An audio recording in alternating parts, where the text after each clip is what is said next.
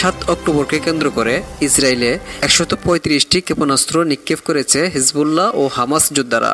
7 October পার হয়েছে গাজা যুদ্ধের 1 বছর। এই দিনটিকে মাথায় রেখে অনেকটা বর্ষপূর্তি উদযাপনের মনোভাব নিয়ে ইসরায়েলি শহর হাইফার প্রধান ভূমধ্যসাগরীয় বন্দর লক্ষ্য করে প্রায় 135টি ক্ষেপণাস্ত্র নিক্ষেপ করেছে হিজবুল্লাহ ও হামাস যোদ্ধারা। সোমবার 7 অক্টোবর এক প্রতিবেদনে কাতার ভিত্তিক গণমাধ্যম আল জাজিরা এই তথ্য জানায়।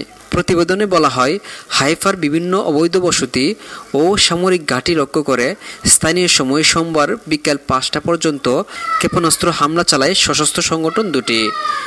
এদিকে ইসরায়েলের প্রতিরক্ষা বাহিনী আইডিএফ এক বিবৃতিতে জানিয়েছে, লেবানন থেকে হাইফার প্রধান ভূমধ্যসাগর বন্দর লক্ষ্য করে 5টি রকেট ছোড়া হয়েছিল, তবে এসব রকেট ধ্বংস করতে ইন্টারসেপ্টর নিক্ষেপ করা হয়েছিল। উল্লেখ্য, এসব হামলায় হাইফা এলাকায় 10 জন এবং মধ্য ইসরায়েলে আরও 2 জন আহত হয়েছে বলে জানা গেছে। এদিকে গত 24 ঘন্টায় হিজবুল্লাহর 150টি নিশানায় হামলা চালিয়েছে ইসরায়েল। গত 24 ঘন্টায় লেবাননের ইরান সমর্থিত বিদ্রোহী গোষ্ঠী হিজবুল্লাহর 150টি লক্ষ্যবস্তুতে হামলা চালিয়েছে ইহুদিবাদী সন্ত্রাসীদের অবৈধ রাষ্ট্র ইসরায়েল। রবিবার 7 অক্টোবর স্থল অভিযানের অংশ হিসেবে এসব হামলা চালানো হয় বলে জানিয়েছে ইসরায়েলি প্রতিরক্ষা বাহিনী আইডিএফ। এদিকে লেবাননের স্বাস্থ্য মন্ত্রণালয় জানিয়েছে, গত 24 ঘন্টায় চালানো ইসরায়েলি হামলায় নিহত হয়েছে 22 জন, আহত হয়েছেন আরও 111 জন।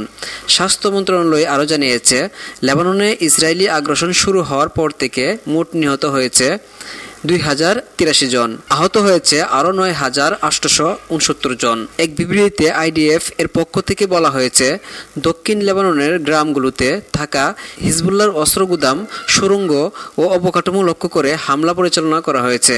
এই হামলায় অংশ নেয় ইসরায়েলের 34 ও 98 ডিভিশনের সৈনিকেরা। হামলা চালানোর সময় হিজবুল্লাহ যোদ্ধাদের সাথে গুলি বিনিময়ের ঘটনা ঘটেছে।